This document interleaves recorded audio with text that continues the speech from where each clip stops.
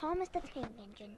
So, in 1913, Thomas was built as a original E2 for the LBSC, but in late 1913 he was rebuilt into a E2 looking design, but was more successful, as obviously, and he was sent to Beirut to help with the war effort, but his driver didn't like it, and he volunteered Thomas to work on the island of Sodor. And so then, we all know the story. Thomas became a station pilot, blah blah blah. But in this universe, he didn't get his slope running board, and his side tanks were a little more extended, though.